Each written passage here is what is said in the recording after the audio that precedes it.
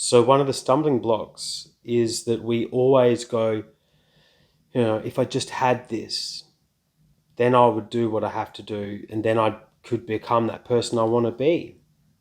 But that mindset will keep our dreams at bay forever because we're in lack, we're in separation. We're separate from the thing we want, and that just perpetuates that horrific feeling of sadness, of bitterness, of anger, of being in lack. And that can spill into self-worth issues and all sorts of stuff. That's what it did for me. So ultimately, we have to move first. We have to think and choose beyond that feeling of dread or that feeling of incompleteness or that feeling of guilt or shame or blame, whatever it is that's in the body. Yep, there it is, but I'm going to move anyway. And this just comes down to choice. It's an exercise in your willpower and an awareness, your state of consciousness, to see it for what it is. But I'm going to get up today and do it anyway. And this is what all the champions and the most successful people throughout history have said. People in sport, at the top of their game, people in all different walks of life that are, the masters, the pros. They will always talk about this: the mindset, the tenacity, and the willpower to just do it anyway. If you've read my book Limitless, the chapter where I was talking about my early childhood exposure to this and how my mum coached me through this night when I was the star role in my school production. I had to get up in front of 400 kids after just being dumped by, my childhood sweetheart, the girl of my dreams. And I was I had no confidence. I was in immense fear. I was so anxious, I thought I was going to vomit that night.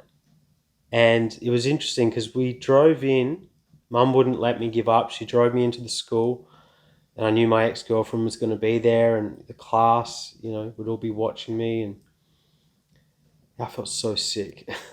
And my mum just pulled over as we got to the school and just asked me to, name it and claim it. And I said, Mum, I'm just so scared. I am scared right now. And Mum just said to me, that's okay. That's fine. You just have to feel the fear and then do it anyway. Don't wait for fear to go away or try and change it or block it or resist it or suppress it or anything. Mum made it okay. And it was a mindset shift. I went, okay, so here's fear, and then here's me, separate from the fear. I'm just going to feel the fear and do it anyway. And I went in and absolutely slayed it that night. Got up on stage and hit all the notes, remembered all my lines. And my ex-girlfriend's mum came up to me at the end as everyone was leaving out through the front foyer, and she said, wow, Damien, that was incredible. Maybe a career on Broadway is on the cards for you. And it felt fantastic to get that little that little compliment, sorry. But primarily because I did it. I moved through fear and then learnt something. So we have to move first. The action comes first in anything that we want to do in this world. But if we look to the mind, that little voice in our head, from a neuroscientific point of view, your mind, when you look to the mind like that, you're looking to a record of the past. So that voice in our head doesn't generally know anything about our true potential. It knows about the past. It knows about other times when we felt that we failed, other times when friends let us down, other times when we put ourselves out in the world and got condemned, judged, etc.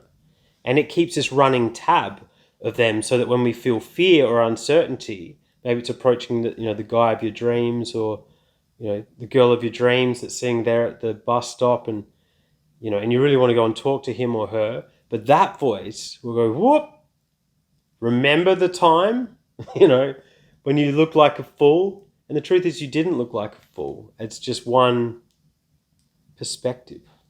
That voice loves to label, judge, and condemn. But ultimately, the growth of who you are, that happens when we are outside our comfort zone, when we're acting regardless of, the self-doubt, acting regardless of the feeling in the body.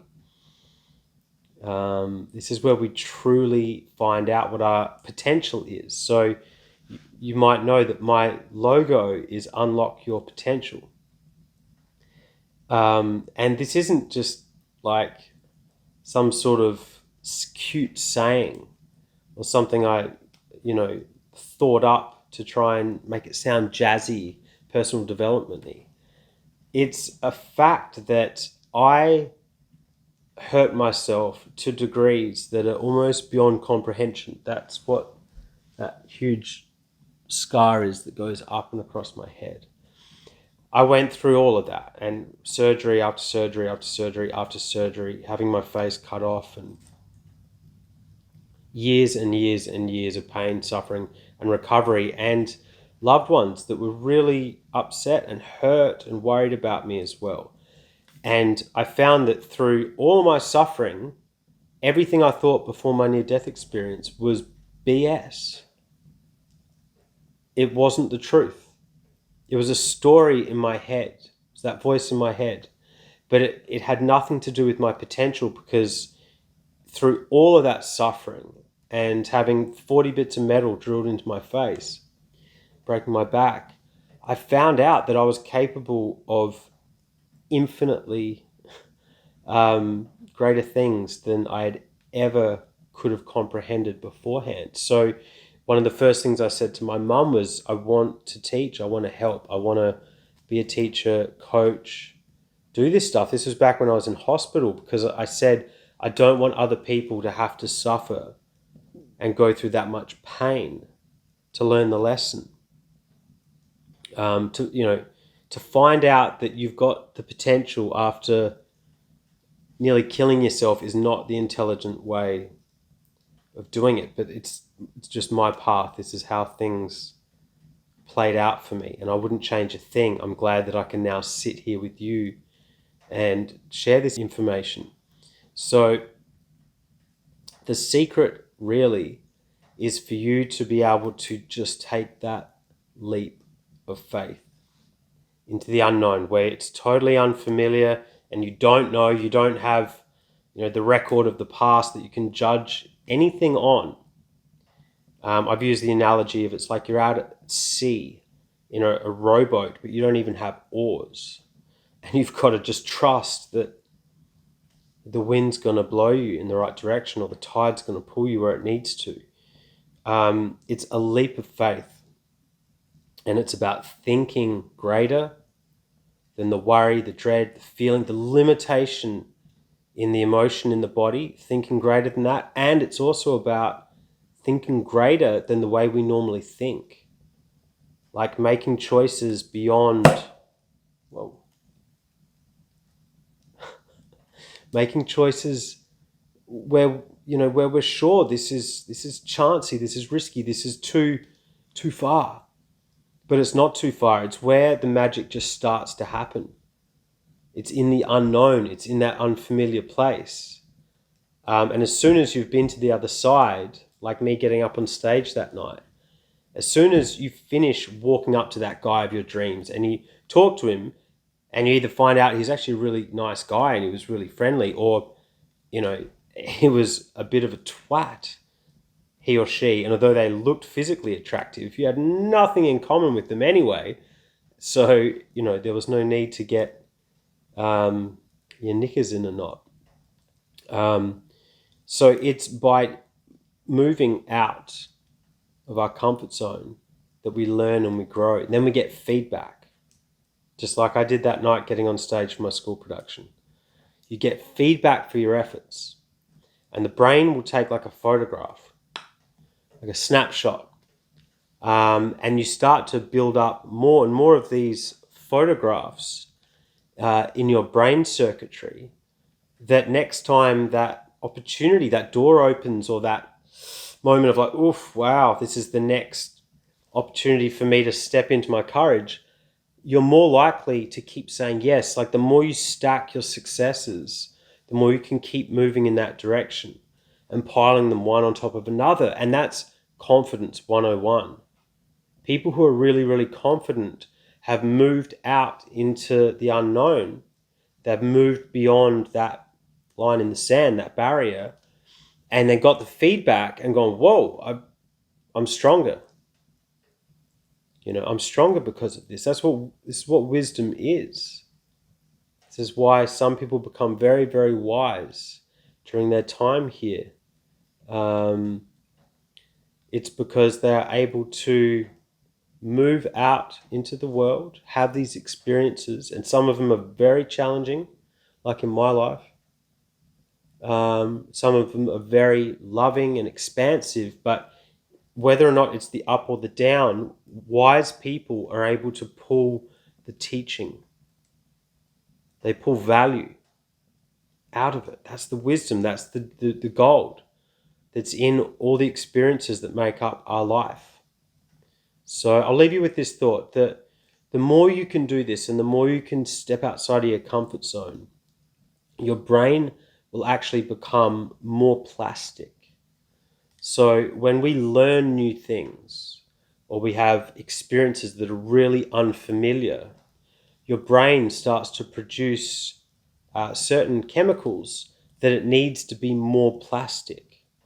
Okay, so plasticity of the brain is just talking about the brain's ability to adapt. Specifically, it's used in the context of injury, like with me, with critical brain hemorrhaging. But just people who haven't had a brain injury, if you go and learn piano, or you go and learn how to paint, or a new hobby, a new skill, and then a few months later you go and get brain scans done by neuroscientists, they will show that there's an enrichment or a strengthening of the connections in your brain in that area that are necessary for your new passion for painting, your new passion for playing piano, whatever it may be. So it's the constant learning and constant unfamiliar experiences that allows the brain to produce these very special chemicals that neuroscientists are well aware of. This is well published, that allows your brain to grow synaptic connections, grow more connections, become more enriched in its circuitry.